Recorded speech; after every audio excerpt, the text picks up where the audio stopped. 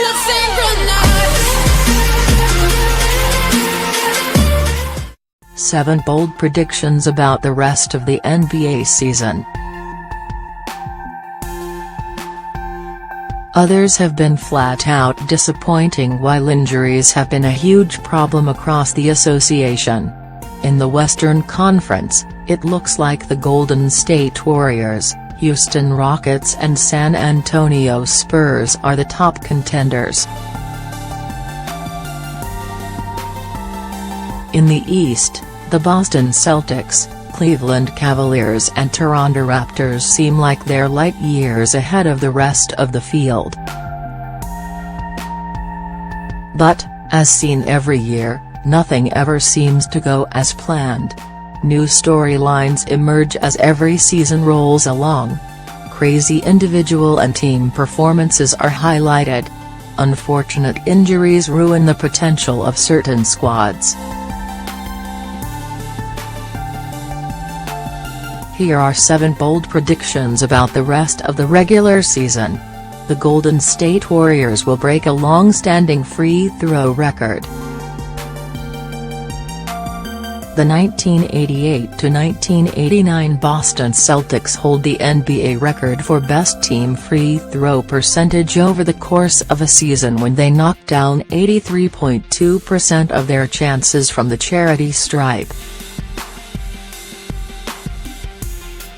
The Warriors are currently shooting an NBA best 81.2% despite the fact that Stephen Curry and Kevin Durant both missed a bit of time this year. Curry is shooting 92.6% and Durant is shooting 89.4% from the line. With them back and healthy, this team definitely has the potential to break the Celtics mark. The Toronto Raptors will finish first in the Eastern Conference. The Raptors are currently 28-11, which ranks second in the Eastern Conference behind the 33-10 Celtics. However, digging deeper into the numbers, the Raptors have a few encouraging signs to point to.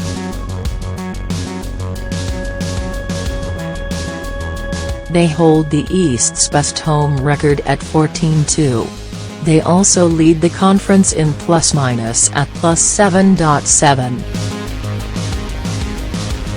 Averaging 111.5 points per game, tops in the East as well, the Raptors have one of the best overall offenses in the game and have gone 6-2 against their division opponents so far. It's safe to say that the Celtics have outperformed their expectations so far and could regress at some point. The Cleveland Cavaliers are a talented, yet flawed, group who could struggle on the defensive end of the floor with their current roster construction. Russell Westbrook will finish the season as the league's worst three-point shooter. As of Tuesday night, Westbrook holds a 31.4% three-point shooting mark, which ranks 7th worst among all qualified players. Brook Lopez, Dion Waiters, Lonzo Ball, Jay Crowder, Marcus Smart and Ricky Rubio all have more embarrassing percentages, but Rubio's league-worst 28.6% clip isn't too far away. Considering Westbrook's volume, it wouldn't be shocking for his shooting percentage to swing high or low in a short period of time. He has been in a season-long funk from deep, and there's no reason to assume that he'll snap out of it since he's averaged under 30% from beyond the arc in 4 different seasons and is a 31.3% career shooter from long range. James Harden will not win the MVP. Harden leads the NBA in scoring, averaging 32.3 points per contest. He also ranks second in assists, with 9.1 per game. Although the Rockets are 28-11 and should finish towards the top of the Western Conference, Harden will not win the MVP award for three simple reasons. First, Chris Paul exists. As a legitimate superstar in his own right, CP3's existence alone creates a speed bump for Harden in the MVP voting. Secondly, he plays in a run-and-gun style of offense under Mike D'Antoni. Since the fast pace and high volume of shots is a staple of it, it's easy to make the argument that his inflated numbers are simply a product of an offensive-minded system. Third, LeBron James is having perhaps the best season of his incredible career and has carried the Cavs. The Milwaukee Bucks will win 52 games. The Bucks are currently 21-18. To win 50 games, they'll have to go 31-12 over their next 43 games. With Jabari Parker slated to return in the near future, it's safe to say that a core of Giannis Antetokounmpo, Eric Bledsoe, Chris Middleton and Parker with John Henson, Malcolm Brogdon and a slew of proven role players off the bench should be able to make a move up the standings in the East. Parker's addition will give them a legitimate 20-plus point per game scorer on a team that could use the added production. At least one star will be traded before the deadline. There should be at least one Woj bomb before the February 8 deadline. Will the Oklahoma City Thunder decide to offload Paul George so that another Kevin Durant situation doesn't occur? Will Enes Kanter find a new home? What about Evan Fournier, Dennis Schroeder or Nikola Mirotic? Could all NBA center DeAndre Jordan be dealt?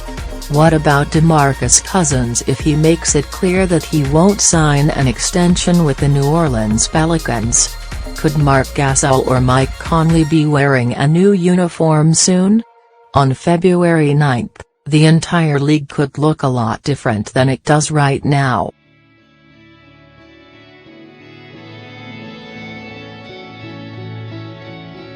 The Brooklyn Nets will make the playoffs. Although the Nets are young and are in the midst of a clear rebuild, their win-loss record isn't a clear indication of how they've performed this season. Although they're 15-25, they're 15-18 against non-division opponents.